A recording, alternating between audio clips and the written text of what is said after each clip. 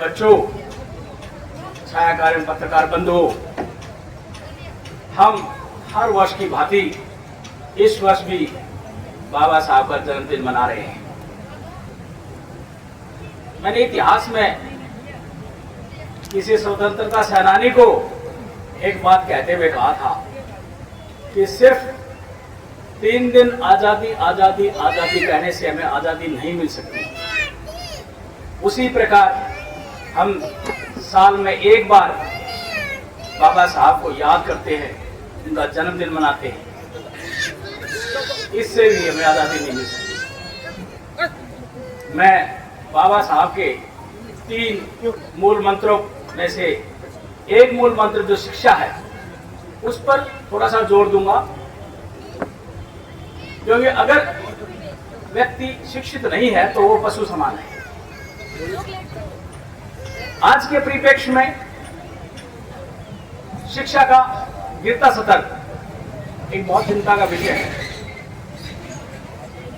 अब बाबा साहब के उस बेड़े को अगर आप शिक्षित ही नहीं होगे तो कैसे आगे ले जा पाओगे। आज से 40-45 वर्ष पहले जब हम स्कूल में जाया करते, हम भी अपनी टाट पट्टी साथ लेकर जाया करते और जमीन में बैठकर ही अपने शिक्षा दीक्षा हासिल की है। ये नहीं है कि हम तो ऑक्सफोर्ड और कैम्ब्रिज से शिक्षित नहीं हुए, मगर हमारे बच्चे आज ऑक्सफोर्ड और कैम्ब्रिज में शिक्षित हो रहे हैं। आपका बेटा ऑक्सफोर्ड में है, आपकी बिटिया कैम्ब्रिज में है। वो ये मतलब ये है कि हमने क्या प्रोग्रेस की है। कुछ भी करो, लेकिन एक वक्त का खाना छोड़ दो, मगर अपने बच्चों को शिक्षित करो। बाबा साहब बहुत बार कहते हैं कि शिक्षा वो शेरनी का दूध है जो पिएगा वो दहाड़ेगा। जब तक आप शिक्षित नहीं होगी तब तक आप अपने हितों की, हकों की कैसे रक्षा कर पाओगे। जो लिटरेचर लिखा हुआ है वो हिंदी भाषा में लिखा है, हरियाणवी में लिखा है, इंग्लिश में लिखा है, फारसी में लिखा है, उर्दू में लिखा है। आपको उसका भाषा का मूल ज्ञान नहीं होगा तब तक आप उस लिटरेचर को भी नहीं पढ़ पाओगे। इसी बात के लिए हमारी जो सांस्कृतिक भजन मंडली है, इन्होंने जिक्र किया कि बाबा साहब का 32 डिग्री 9 भाषाओं का ज्ञान था। जो 9 भाषाओं का ज्ञान ऐसा नहीं है उनको जन्म से ही था। 9 भाषाओं का ज्ञान उन्हें अर्जित किया है, एक्वायर किया। क्यों? समय की मांग थी, समय की विडंबना थी कि बाबा साहब एक बहुत शोषित वर्ग से आते थे। उन्होंने स्ट्रगल करके अपने समाज को ऊपर उठाना था, इसलिए उनको भिन्न भिन्न प्रकार के लिटरेचर पढ़ने के लिए भिन्न भिन्न प्रकार की भाषाओं का ज्ञान अर्जित करना था। इसलिए उन्होंने उन भाषाओं का ज्ञान अर्जित किया। आज के दिन मैं शिक्षा के लिए सबसे ज्यादा जिम्मेदारी ये मातृशक्ति को देता हूं। आप घर में आपका बच्चा स्कूल में जाता है, स्कूल में क्या पढ़ के आता है, आप उससे कभी जानने का प्रयास करते हैं। आप उसे पूछिए कि बेटा आज स्कूल में आपको क्या पढ़ाया गया है। उससे ये सुनने का प्रयास कीजिए कि आपने क्या याद किया है। अगर आप अपने बच्चे को स्कूल में भेज करके अपनी जिम्मेदारी से मुक्त हो जाएंगे तो वो आपका बच्चा कभी भी अच्छी शिक्षा हासिल नहीं कर सकता। शिक्षा हासिल करना ही अब हमारा टारगेट नहीं है, हमें अच्छी शिक्षा हासिल करनी है। अगर अच्छी शिक्षा हम हासिल नहीं करेंगे तो फिर हम आज के कंपटीशन के दौर में पिछड़ जाएंगे। वैसे भी एक वक्ता ने बताया था कि जब जब भी कोई एडवर्टाइजमेंट होती है, हरियाणा पब्लिक सर्विस कमीशन हो, यूनियन पब्लिक सर्विस कमीशन हो या कोई भी हो, जब रिजर्वेशन की बारी आती है तो कहते हैं कि योग्य उम्मीदवार नहीं है। इस पद्धति को भी तोड़ना है। हमने जिस समय हम मैं और मेरे हम उम्र यहाँ बहुत से साथी बैठे हैं, जब वो शिक्षा हासिल कर रहे थे उस समय शिक्षक बहुत मेहनती था। उस समय का शिक्षक उस किसान जैसा था जो बंजर जमीन में हल चला करके फसल पैदा कर देता था। मगर आज का शिक्षक, उसकी मानसिकता बदल चुकी है। हमारे इस पंडाल में कई हमारे समाज के प्रबुद्ध साथी जो शिक्षक हैं, प्रोफेसर हैं, लेक्चरर हैं, वो बैठे हैं। अगर मेरी बात से सरोकार नहीं हो तो मेरे को वापस लौटा दे। जब मैं तहसीलदार था, बहुत से स्कूलों में विजिट किया करता था। बच्चे स्कूल में धमा चौकड़ी करते रहते थे और टीचर कोने बैठ करके अपना गपशप करते रहते थे। उनका एक और उन्होंने अवधारणा पैदा कर रखी थी, हमारा बच्चा शिक्षित होएगा, रिजर्वेशन के बल पे जाकर नौकरी मांगेगा। देखो कितनी बड़ी विडंबना है कि एक शिक्षक जिसने उसका जो है उस सारा चरित्र निर्माण करना है, राष्ट्र निर्माण करना है और उस युवक का भी निर्माण करना है जिसने आगे जाकर देश की बागडोर संभालनी है, उसके मन में भी ऐसी तुच्छ छोटी मानसिकता है और उसकी सोच इतनी संकीर्ण भी ज्यादा रहा है, वो कैसे सुधर पाए। ऐसी स्थिति में मैं ये कहता हूं कि आपने सारे काम छोड़ करके अपने बच्चों की शिक्षा की तरफ आप ध्यान दें। अगर आपका बच्चा शिक्षित नहीं होगा फिर आप उसके लिए नौकरी के लिए किसी के और तरले करेंगे। बोले जी हमारे बच्चे के जो है बहुत कम नंबर है, थोड़ा पढ़ा लिखा है, बोले इसको ग्रुप डी की नौकरी दिलवा दो, इसको सफाई कर्मचारी लगवा दो, इसको कहीं पीएन लगवा दो। इस तरह की फिर आप बहुत से लोगों के पीछे घूमते रहेंगे। ऐसा नहीं है कि मेरे पिताजी कोई टाटा बिरला थे, वो भी आम, मैं ग्रामीण पृष्ठभूमि से ही संबंध रखता हूं। हमने अपने बलबूते पर बाबा साहब के आशीर्वाद से ये शिक्षा दीक्षा हासिल करके और हरियाणा स्टेट की premier service Haryana civil service में अपनी जगह बनाई। सिर्फ एक ही वजह है, इसकी शिक्षा। हमारे पास क्या अन्य स्रोत था, हमारे पास क्या ऐसी चीज थी जो हम आज आपके सामने इस मंच से बोल रहे हैं। ये सिर्फ बाबा साहब का वो संविधान जिसने हमें ये अवसर दिया, एक साधारण ग्रामीण पृष्ठभूमि का नौजवान हरियाणा सिविल सर्विस का अधिकारी बनकर आपके बीच में खड़ा है। ये बाबा साहब की मेहरबानी थी।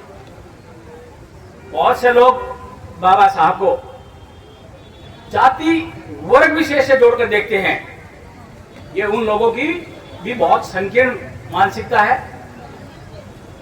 हमने बाबा साहब को भले उसका बुद्ध ना लगाएं, मगर बाबा साहब की शिक्षा दीक्षा और उसके विचारों को का अनुसरण करना है, उसको समझना है वो चाहते क्या थे। आज हम एक बुद्ध को लगाने के लिए लड़ाई लड़ते रहते हैं, लेकिन उसकी शिक्षा के बारे में कोई बात नहीं करता। मैं कहता हूं कि जितने प्रबुद्ध ये साथी हमारे यहाँ बैठे हैं, अपने गांव की हर चौपाल के अंदर पुस्तकालय खुलवा दें। जो बच्चे आज बाहर घूम रहे तो घूमने कम से कम बैठ करके कुछ तो पढ़ेंगे, तभी प्रगति आएगी। आज देश को आजाद हुए 75 साल हो चुके हैं और हम पहले से पीछे जा रहे हैं। बाबा साहब ने एक बात कही थी कि अगर मेरे इस बेड़े को आगे नहीं ले जा सकते तो पीछे मत जाने देना। हम क्या प्रयास कर रही है, पीछे जाने लग रहा है। इस बेड़े को कैसे रोकोगे जो पीछे जाने लग रहा है? इसको रोको, प्रयास करो, अपने बच्चों को जो है बुराइयां से दूर रखो, पुस्तकालय चौपालों को पुस्तकालय मत लो। हम लड़ते रहते हमारी चौपाल नहीं बनी, ये तो हमारे बाबा साहब के नाम से, अम्बेडकर के नाम से एक लाइब्रेरी खोलवा दो।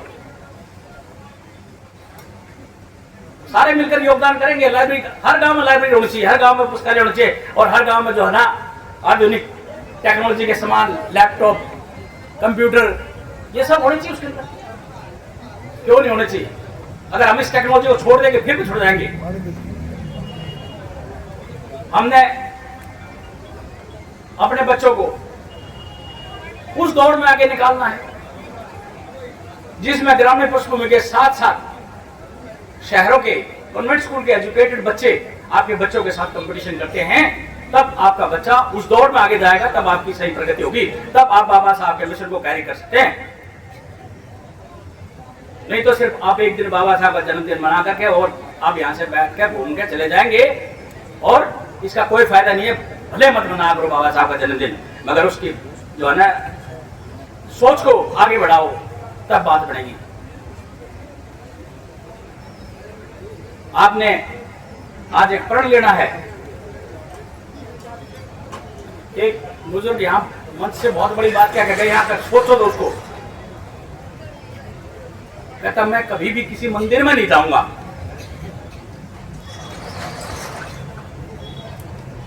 आपका चंदा आपके खिलाफ।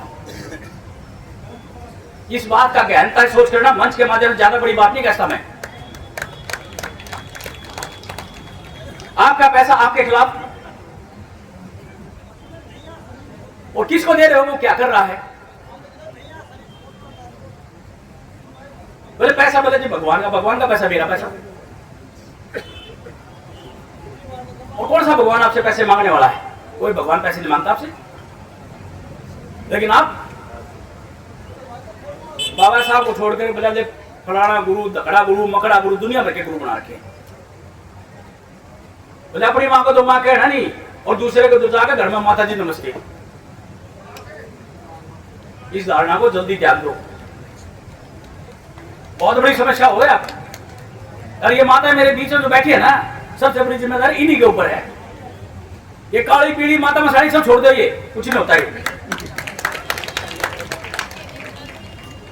तो इसलिए मैं ये कहता हूं कि और जो भी आपके आस पड़ोस में आपने छोड़ दी, बहुत अच्छी बात है, आप बधाई के पात्र हो, मगर और जो कर रही है उनको भी जरा इसके बारे में थोड़ा ज्ञान अर्जित करवाओ। ये शिक्षा एक सबसे बड़ी चीज है। जब बच्चा आपका शिक्षित होगा, अच्छे चरित्र का निर्माण होगा, देश की प्रगति में अपना योगदान देगा। आपने हर दिन बाबा साहब के विचारों पर मंथन करना है, एक दिन नहीं। अगर आप एक दिन आज 14 अप्रैल को करके अपना घर बैठ गए, यहां से गए, झाड़ दिया, वे चलो गई, आज तो जयंती मना ली, कोई फायदा नहीं जयंती मनाने का, मत मना करो। आप उनकी शिक्षाओं का अनुसरण जरूर करो। आप यहां से जितने बैठे हैं सब ये पढ़ लेकर जाएंगे कि जो बाबा साहब ने कितने दुख झेल करके हमारे को ये जो है उजले वस्त्र पहनने का अवसर दिया है, इस मौके को गंवाना नहीं है हमने। अगर इस अवसर को हम गंवा के दोबारा कोई बाबा साहब तुम्हारे को ऊपर उठाने के लिए नहीं आएगा। वक्त की मार आपको उस गर्त में भेज देगी जहां सिर्फ गंदगी गंदगी है, फिर गले में हंडी, पीठ में झाड़ू। और इसी रफ्तार से ये बाबा साहब का बेड़ा पीछे जाता रहा तो वो दिन दूर नहीं है जब ये समस्या आपके सामने आकर खड़ी हो जाएगी। मैं समिति का दिल की गहराइयों से आभार व्यक्त करता हूं कि उन्होंने मुझे बुलाया, यहाँ बोलने का अवसर दिया, आप लोगों से रूबरू हुआ और बाबा साहब के बारे में 2 शब्द कहने का अवसर दिया। उनका मैं हार्दिक धन्यवाद करता हूँ। आप सबको पुनः बाबा साहब के जन्म दिवस की हार्दिक बधाई और शुभकामनाएं देता हूँ और आपसे एक वचन लेता हूँ कि आप अपने बच्चों को शिक्षित करेंगे ताकि हम नए राष्ट्र का निर्माण कर सकें। जय भारत, जय भीम, जय संविधान।